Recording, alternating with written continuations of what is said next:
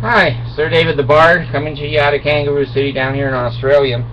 I want to back this video up with the one I just did on passive-aggressive people. I want to relate this to the Mormon Church. Now, they're the experts. Let me tell you something.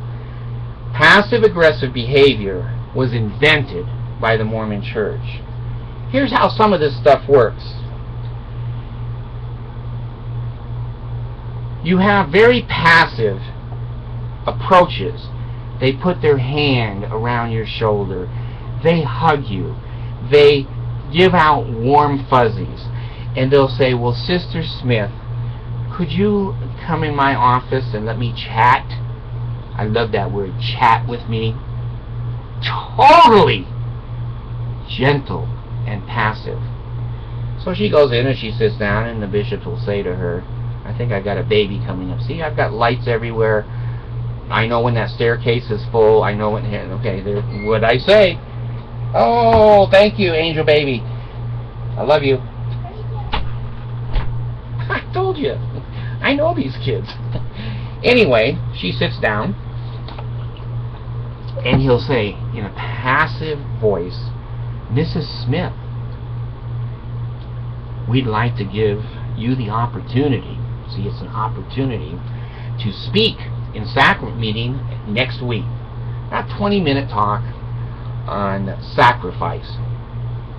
And she says, Bishop, wait a minute. I've never given a talk before. I don't know how to give a talk. And you know what? I don't want to give a talk. You know, let other people do that. But for me and my privacy, let me learn how to do this over a period of time. And maybe in a year or so, give me a call, and I may go ahead and give a talk. Now, here's where it turns. Here's where the evil of a cult turns. It's passive, then it's aggressive. Now, in a passive voice, which is harder to discover that this is aggressive behavior, the bishop will say, well, Mrs. Smith, now you know to have a temple recommend, you need to be doing all of the things that the church requires. I have no friends.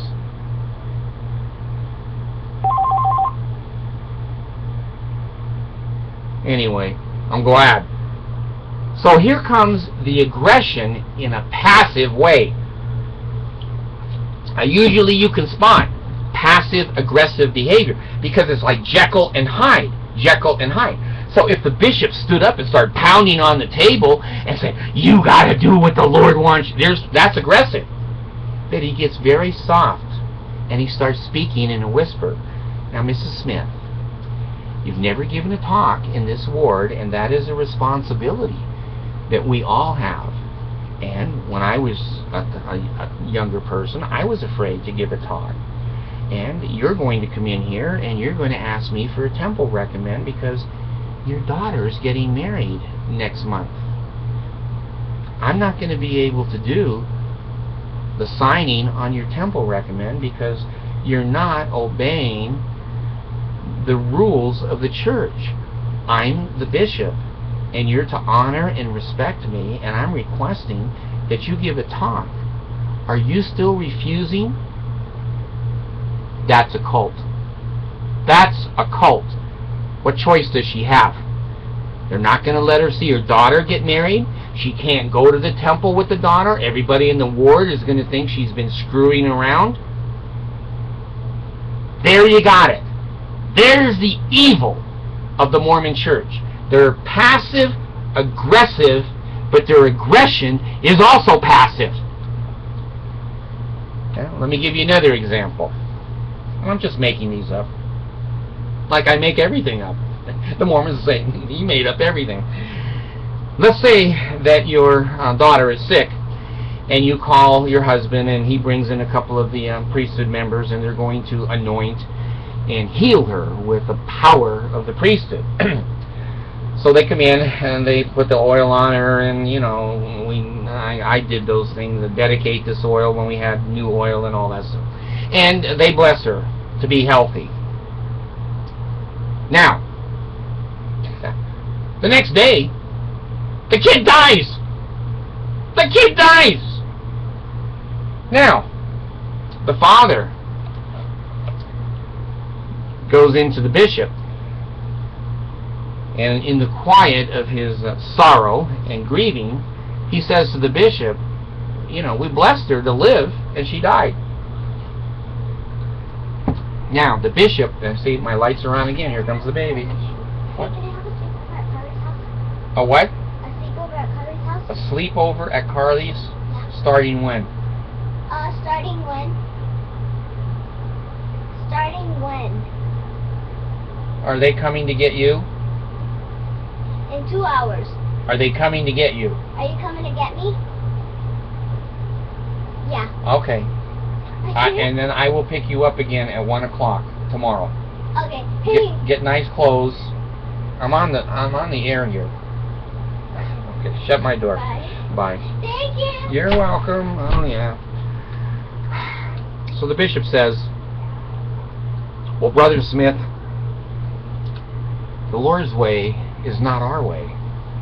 We don't understand all the things that God understands. He sees the beginning to the end. And I've noticed, you know, we've had some cleaning projects here in the chapel, and your family's name's been on the list. You haven't come to any of the cleaning of the chapel, have you? Well, again, we have to live the gospel to have the blessings of the gospel. If you'd come and clean the toilets, maybe the Lord would have extended His blessing and allowed your dead daughter to live. Now, what I'd like to do is get a commitment from you that you will come and you'll clean the toilets when you're asked to. And I've also noticed the first half of the year, it appeared that you were making $100,000 because your tithing every month was $1,000 a month. That'd be $10,000. Anyway, $10,000 a month. It appears now that you've either lost your job or you've lost your testimony. When you want a temple recommend and you want to renew your covenants in the temple and have the Lord strengthen you during this mourning of your daughter being dead, don't you want to be in the temple? I can't sign a temple recommend. You're not a full tithe payer, and you're not cleaning the toilets. All aggressive, but it sounds passive. They'll use words like, we need to chat. They'll never say, I need to wring your ass out. Come here in the office. They'll say things like, opportunity. And you're looking into the porcelain God bowl and everyone else is BM and you're rubbing it out of there. That's opportunity. They'll say things like, a blessing. Unemployment is a blessing because poverty teaches you things. I'm telling you, the Mormon church is a cult. It is the most passive, aggressive, and I've invented this. You're never going to hear this from anybody. You will in the future, because I just invented it. They're passive, aggressive, passive. They're three. They're not just passive and aggressive. They're aggressive when they say, we're going to kill you. That's aggressive. Passive is, well, we're not going to kill you. My new psychological term, passive-aggressive passive, is, you know, we know you want to live the gospel, and we're doing everything we can do to help you. But the Lord took your daughter. I don't know. The Lord's ways are not our ways. Is it possible He might do something else to get you to wake up and pay your tithing? There you go. Passive, aggressive, passive. Guilt. Guilt. If you're in a cult and you feel guilt, you're in a cult. That's their main hold on you. That if something goes wrong, it's never their fault. Never their fault. It's always your fault. You'll see these things too. The guy comes into the bishop's office and he says, you know, Bishop, I noticed that your second counselor here in the bishopric was arrested for molesting some of the kids here during Young Women's Night. Now he's seeking information. Now watch how the bishop handles this. This is the Mormon Church. Classic. Well, Brother Smith, you know, and I've been taught, that we don't speak against the authorities of the church. And even one of the apostles said, I think it was, his name slips me, but he said, even if the leaders of the church are wrong, you don't criticize them. Now, are you coming in here and criticizing Brother Nelson? Oh, no, I'm not criticizing him. But my daughter's acting a little strange, and I just wondered if she was one of the kids that he molested. Well, now, Brother Smith, you've known John Dempsey here, the second counselor, for 15 years. Has he ever molested your child before? Well, no, she wasn't born. Well, there it goes. It goes to show you. Now, he's only been charged.